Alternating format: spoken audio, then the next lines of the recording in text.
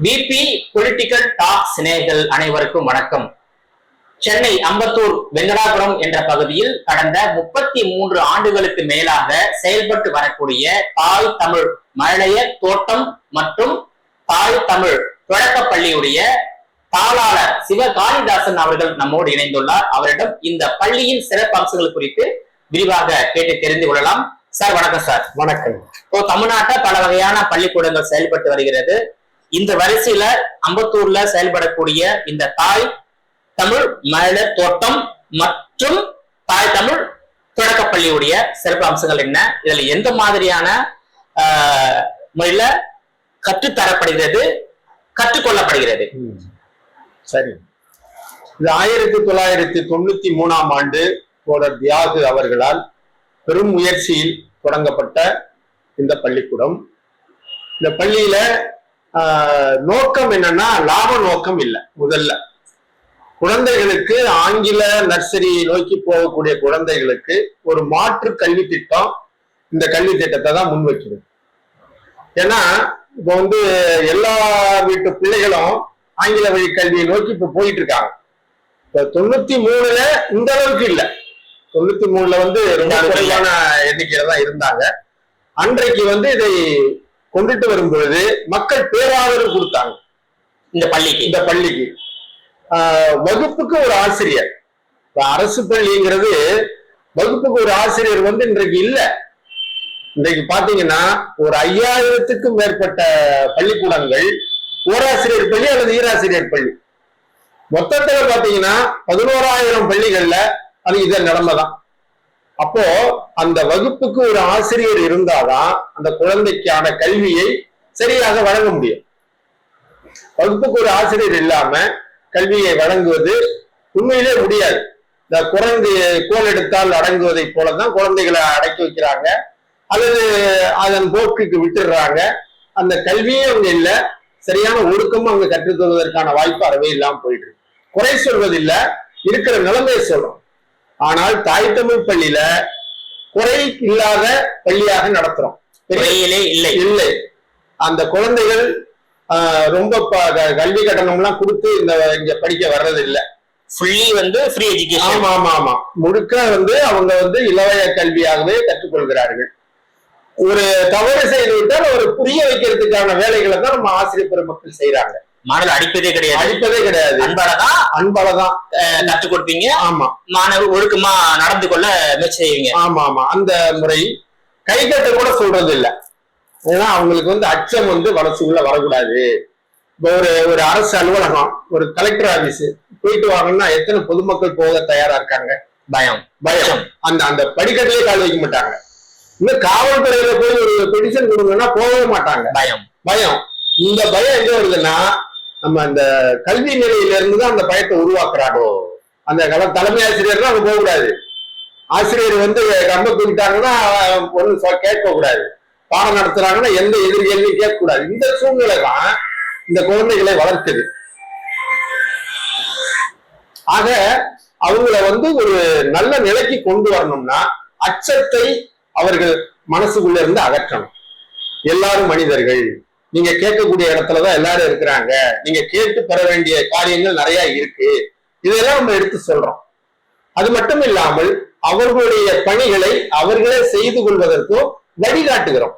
நம்ம எல்லாத்தையும் கற்றுக் கொடுக்கறது இல்லை, வழிகாட்டுறோம். நீங்க இப்படி உங்களுடைய வேலைகளை நீங்கள் செய்யுங்க, உங்க அப்பா அம்மாவுக்கு உதவியா இருங்க, ஒரு சாலையில போகும்போது ஒழுங்கு சீரா நடந்து போங்க, இதையெல்லாம் நம்ம கண்காணிக்கவும் செய்யறோம். அதாவது பாட புத்தக கல்வி மட்டுமல்ல, தினந்தோறும் மாணவர்கள் எப்படி நடந்து கொள்ள வேண்டும் அதையும் கற்றுக்கொள்ள.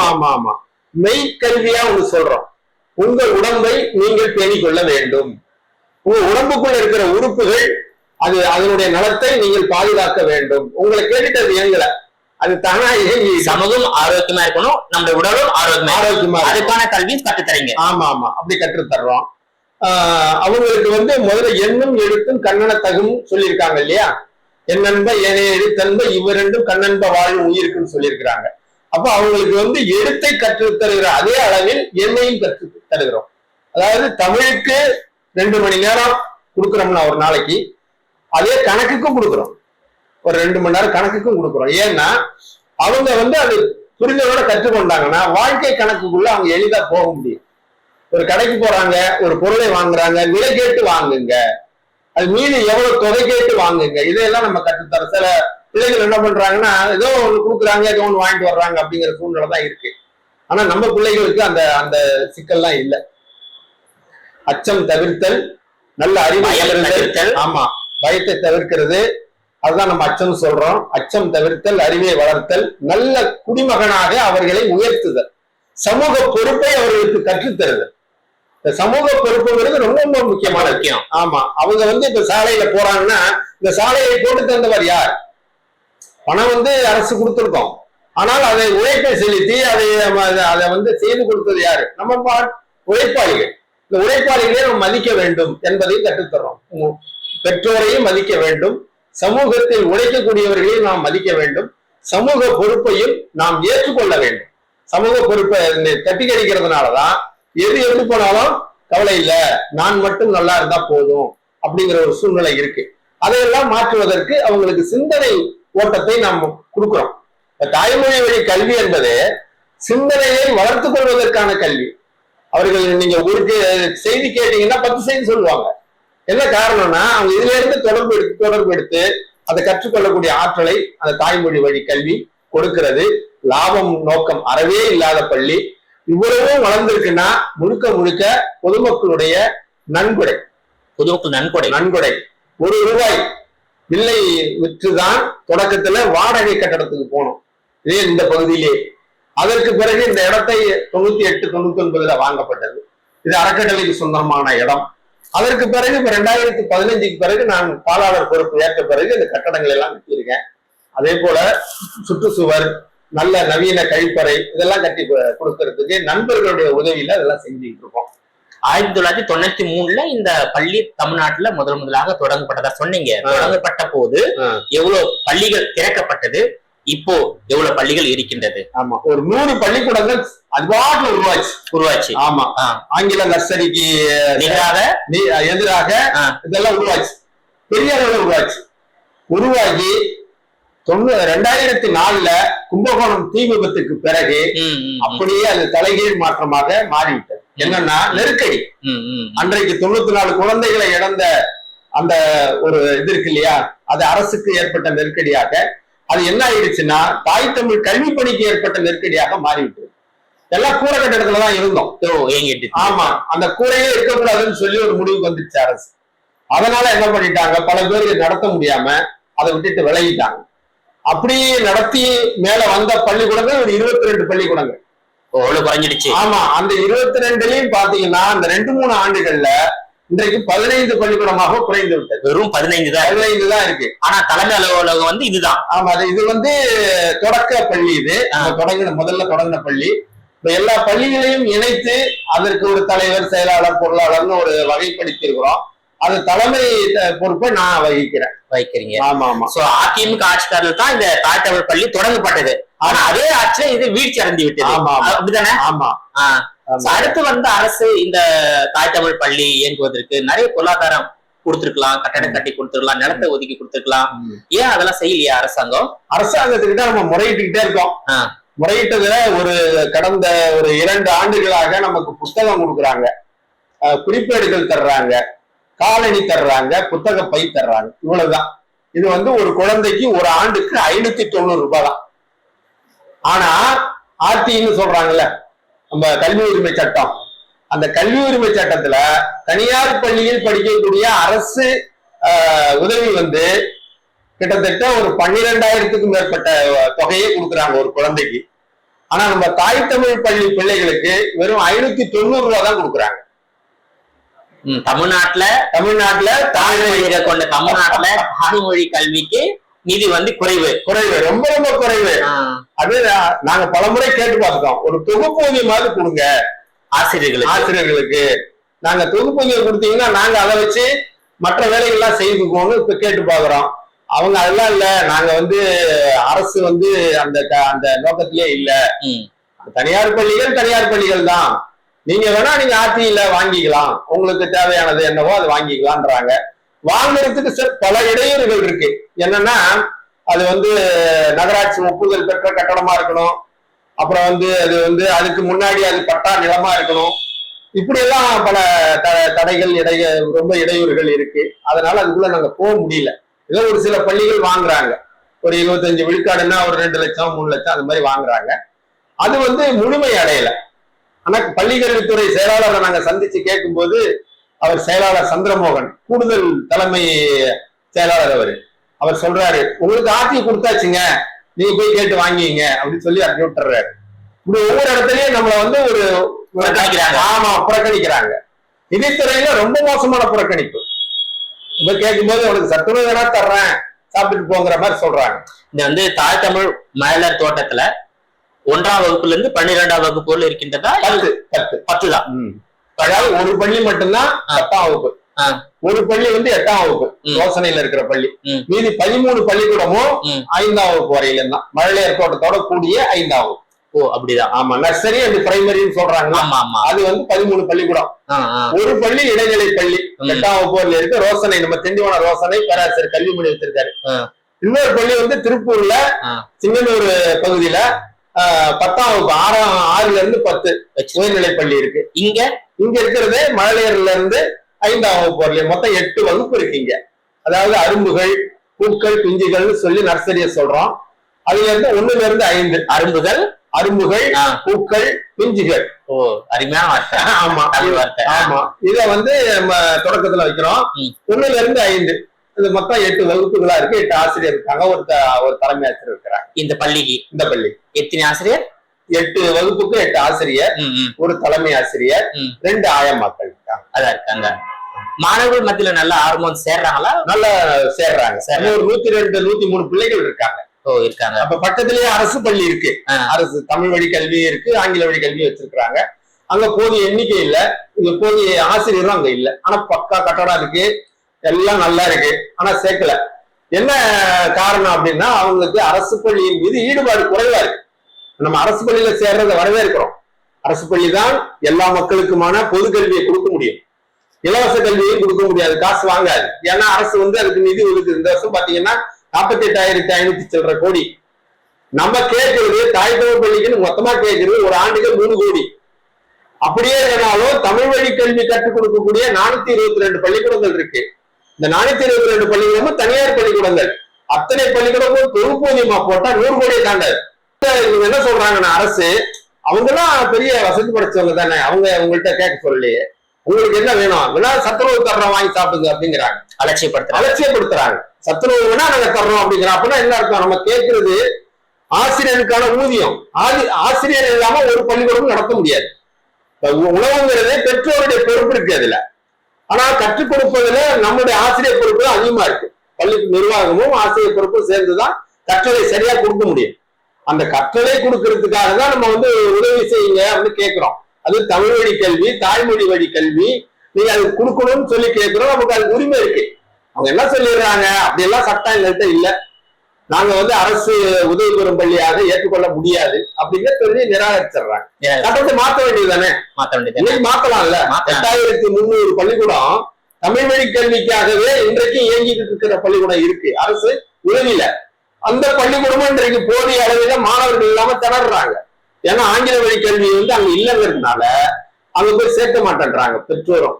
ஏன்னா அதுக்குன்னு நீங்க வந்து வேலை திட்டத்தை கொடுக்கணும். இப்ப 20 விழுக்காடுன்றாங்க தமிழ் வழி கல்வி படிச்சவங்களுக்கு, 20 விழுக்காடு வேலை வாய்ப்பு, அதே சமயத்தில் 20 விழுக்காடு உயர்கல்வியில இடஒதுக்கீடுன்றாங்க. இடஒதுக்கீடு கிடையாது, முன்னுரிமை தான் அது. இப்ப MBBS உயர்கல்வி இருக்கா? இல்ல. அப்ப மருத்துவர் நீங்க எப்படி தமிழ் வழி கல்வியில கொண்டு வர முடியும்? முடியாது. இப்படி பொறியியல் கூட ஒரு பேரளவுக்கு இருக்கு, அது பெரிய அளவுல இல்ல. வழக்கறிஞர் அரசு சட்டக்கல்லூரியில இருந்தது, இன்றைக்கு எல்லாம் தனியார் மயமா கொடுத்துட்டாங்க. தனியார்ல வந்து இன்னைக்கு வழக்கறிஞர் கல்லூரியை கொண்டாந்தாச்சு. முழுக்க அது ஆங்கில வழி கல்வியா இருக்கு. அதுவும் ஹை குவாலிட்டியில கொண்டு போறாங்க, வெறும் பணக்காரர்கள் வீட்டு பிள்ளை படிக்கிற மாதிரி கொண்டு போறாங்க. இப்படி கல்வி நிலைய ரொம்ப மாற்றத்துக்கு போகுது. அப்போ பொது கல்வி, பொது பள்ளி அப்படிங்கிற கான்செப்டே இன்னைக்கு இல்லாம போயிட்டு, ஒரு கருத்தியில இன்னைக்கு இல்ல. எல்லாமே நீங்க வந்து தனியார் பள்ளி, தனியார் கல்லூரி, தனியார் பல்கலைக்கழகம் அப்படிங்கிற சூழ்நிலைக்கு போயிட்டு. சிலபஸ் எல்லாம் எப்படி இருக்கும் உங்க தாய் தமிழ் மழலையர் தோட்டத்துல? இங்க எப்படின்னு கேட்டீங்கன்னா, அன்றாட நிகழ்ச்சி கூட இங்க வந்து பாடம் தான். ஓ, அன்றாட நிகழ்ச்சி. ஆமா, ஏன்னா அவங்க வந்து சமூகத்தை தெரிந்து கொள்ள வேண்டும். காலை உணவு போடுறாங்கிறது நம்மள மாதிரி இருக்கிறவங்களுக்கு தெரியும், ஆனா அந்த குழந்தைகளுக்கு தெரியாது. அந்த குழந்தைகளுக்கு அது கல்வியா சொல்லி தர்றோம். இப்ப இன்றைக்கு அன்றாட நிகழ்வுலையும் ஆமா ஒரு பாடமா சொல்றோம், சொல்லி தரீங்க. ஆமா, ஏன்னா அவங்க இந்த காலத்தோடு ஒட்டி வரணும். சும்மா வெறும் ஏற்றுக்கல்வி மட்டும் இல்ல, இந்த அரசு கொடுக்குற பாடத்திட்டத்தை தான் நாங்க நடத்துறோம். ஆனா மழலையருக்கு எந்த பாடத்திட்டம்? மழலையருக்கு எளிமையான பாடல் மொழியை தான் முதல்ல கொடுக்குறோம். பாட்டு பாடுறாங்க, அதுக்கு அடுத்தது ஒரு செயல் திட்டத்தின் வழியா அதை கற்றுக்கொள்றாங்க, செயல்முறை கற்றல். அப்புறம் விளையாடுறாங்க. அப்புறம் இப்ப வந்து உங்களுக்கு இந்த எல்இடி தொலைக்காட்சி எல்லாம் இருக்கு, நம்மள்ட்ட 2 இருக்கு. அதுல வந்து போட்டு பாடல் கேட்கறது, அது அந்த விஷுவலா அவங்க பாக்குறதுக்கான ஒரு வாய்ப்பை நம்ம அதுல கொடுக்குறோம். இப்படி நம்ம அவங்கள வந்து வளர்க்கிறோம். அவங்க வந்து அதான் சொல்றேன், சுமை இல்லாத கல்வியா வச்சிருக்கோம். ரொம்ப சுமை கிடையாது, ஆனால் கற்றுக்கொள்றாங்க. நீங்க 1 கேட்டீங்கன்னா 10 சொல்லுவாங்க. அந்த அளவுக்கு திறமையா இருக்கா? ஆமா, திறமையா இருக்கா. 2ஆம் வகுப்புல எழுத்து கூட்டி படிச்சிருவாங்க. 3ஆம் வகுப்புல பாத்தீங்கன்னா முடிந்த அளவு எழுத தொடங்கிடுவாங்க வரிசையா. அந்த அந்த ஆற்றல் அவங்களுக்கு இருக்கு. ஏன்னா இந்த தாய்மொழி வழி கல்விங்கிறதுனால அது அவங்க எளிமையா இருக்கு.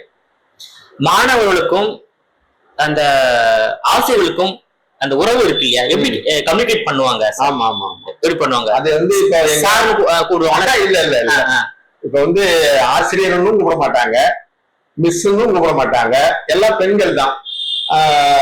என்ன கூப்பிடுவாங்கன்னா அத்தைன்னு கூப்பிடுவாங்க. அத்தைன்னு கூப்பிடுவாங்க. ஆமா, டீச்சர் வந்து அத்தைன்னு தான் கூப்பிடுவாங்க. ஏன்னா அத்தைங்கிறது ஒரு நல்ல உறவு.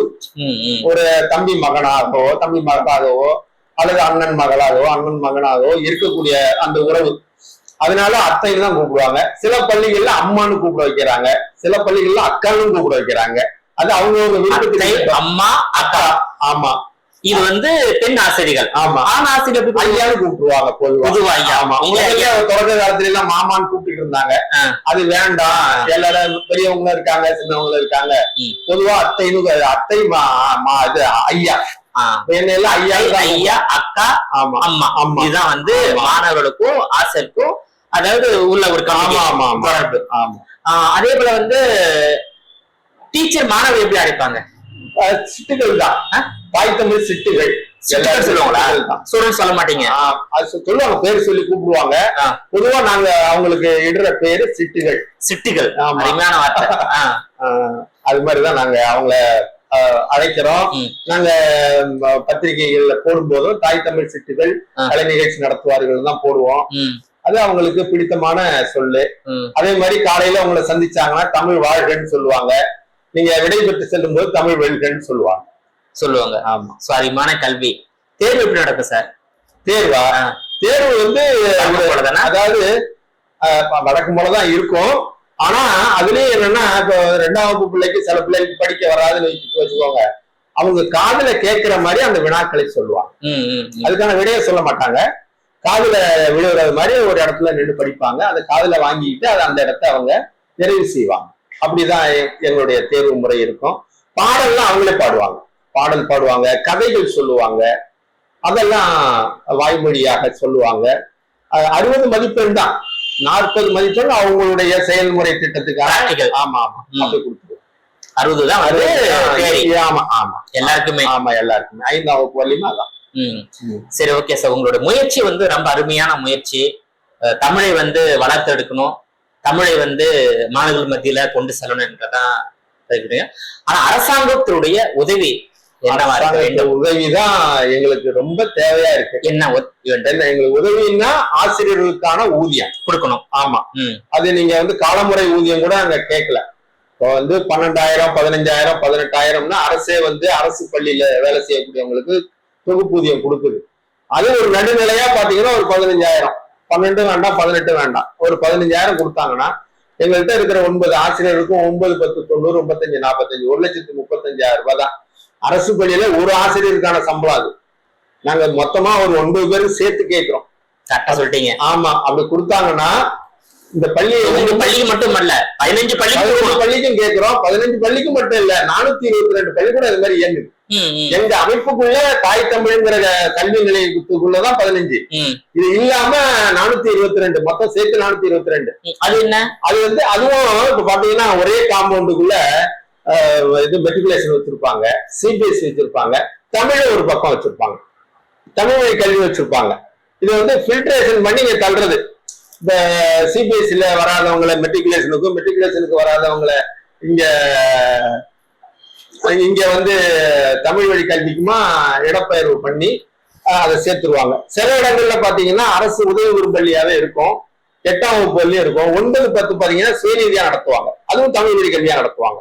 இப்படி நம்ம கணக்கெடுத்து பார்த்ததுல ஒரு 50,000 பிள்ளைகள் தனியார் பள்ளியில தமிழ் வழி கல்வியா படிக்கிறாங்க. ஆமா, நம்ம 15 பள்ளியில சேர்த்து 1000 பிள்ளைகள் தான். மற்ற எல்லாம் சேர்த்தீங்கன்னா ஒரு 49,000 பிள்ளைகள் படிக்கிறாங்க. அவங்களுக்கும் கொடுங்கன்னு நாங்க சொல்றோம். ஏன்னா அவங்க தமிழ் வழி கற்கிறாங்க. அப்ப நீங்க அரசு தானே அதை அவங்களை பாதுகாக்கணும். ஒரு தேசிய மொழி இல்லையா, தமிழ்நாட்டினுடைய மொழிங்கிறது தமிழ் தான். சமூக மொழியாக இருந்தாலும் தமிழ் தான், தாய்மொழியாக இருந்தாலும் தமிழ் தான். அந்த தமிழை படிக்கக்கூடிய குழந்தைகள் இலவசமா கற்றால் என்ன அவங்களுக்கு? அவங்க அப்பா அம்மா அவங்களுக்கு வரி கொடுக்கலையா? அவங்க அப்பா அம்மா அந்த நாட்டுக்காக உழைக்கலையா? அப்ப அது ஒரு ஒதுக்கல் வந்து ரொம்ப மோசமானது. ஆமா, அதான் அன்பில் மகேஷ் பொய்யாமொழி சந்திச்சிருக்கீங்களா? சந்திச்சிருக்கோம், முதலமைச்சரை சந்திச்சிருக்கோம், துணை முதல்வரை சந்திச்சிருக்கோம், நிதித்துறை அமைச்சரை சந்திச்சிருக்கோம், செயலாளரை சந்திச்சிருக்கோம், பள்ளி கல்வித்துறை செயலாளரை சந்திச்சிருக்கோம். இவ்வளவு பேரும் சந்திச்சிருக்காங்க. எங்களுக்கு பத்தி நல்லா தெரியும். ஆனா உதவி இல்ல. இதேதான் சொல்றாரு நிதியமைச்சர். ஆமா, அதாவது உங்களுடைய பள்ளியில பணியாற்றக்கூடிய டீச்சர்களுக்கு வந்து அரசாங்கம் ஊதியம் கொடுக்கணும். அதுக்கு பிறகு வந்து கட்டடம் கட்டுவதற்கு நிதி கொடுக்கணும். ஆமா, அது கூட நாங்க பாத்துக்கிறோம். கட்டடம் கட்டுவதோ இடம் வாங்குவதோ அது நாங்க பாத்துப்பீங்க. எங்க ஆசிரியர்களுக்கு சம்பளம் கொடுத்தா ஒரே கோரிக்கை தான். உங்க பள்ளி அந்த 15 பள்ளியில பணியாற்றக்கூடிய ஆசிரியர்களுக்கு அரசாங்கம் ஊதியம் கொடுக்கணும். மாணவர்களுக்கு என்னென்ன உதவி பண்ணணும் அரசாங்கம்? மாணவர்களுக்கு வந்து இப்ப நோட்டு புத்தகம் எல்லாம் கொடுக்குறாங்க. அது வந்து அவங்க உணவு கொடுத்தாங்கன்னா பெற்றுக்கொள்றோம். அந்த காலை உணவு திட்டம் எந்த பள்ளி கொடுக்கலீங்களா? இல்ல, எந்த பள்ளிக்கும் கிடையாது. காலையும் கிடையாது. 15 பள்ளி வந்து தாய் தமிழ் மேலர் தோட்டம் இயங்கிட்டு இருக்கு. இதுக்கு வந்து காலை உணவு திட்டம் கொடுக்கவே கொடுக்கல. நண்பகல் உணவும் கொடுக்கல. எதுவுமே கொடுக்கல. புத்தகம் மட்டும் கொடுக்குறாங்க. ஆமா, புத்தகம், குறிப்பேடு, புத்தகப்பை, காலனி, அவ்வளவுதான் இதை கொடுக்கணும். உங்களுக்கு வந்து காலை உணவும் கொடுக்கணும், மதிய உணவும் கொடுக்கணும், ஆசைகளுக்கு வந்து ஊதியம் கொடுக்கணும். இதை தாண்டி இந்த கல்வி நிலையங்களுக்கு ஏதேனும் நிதி உதவி கேட்கறீங்களா? இல்ல, நாங்க கேட்கல. நாங்களே அதை நாங்க சரி பார்த்துக்கோம். இதான் உங்களுடைய கோரிக்கை. இந்த கோரிக்கை நிறைவேறினாதான் இன்னும் இந்த பள்ளி வந்து அதிகரிக்கும். இல்லைன்னா இன்னும் 15 என்பது இன்னும் குறைஞ்சிடும். காலப்போக இந்த பள்ளி இல்லாமல் போனாலும் போறதுக்கு வாய்ப்பு இருக்கு. உங்களோட விரிவான தகவலுக்கு ரொம்ப நன்றி சார். நன்றி. ஓகே, மீண்டும் இது போன்ற மற்றொரு நிகழ்ச்சி சந்திக்கிறேன். அதுவரையில் உங்களிடமிருந்து விடைபெறுவது நான் உங்கள் விஜயபாலன்.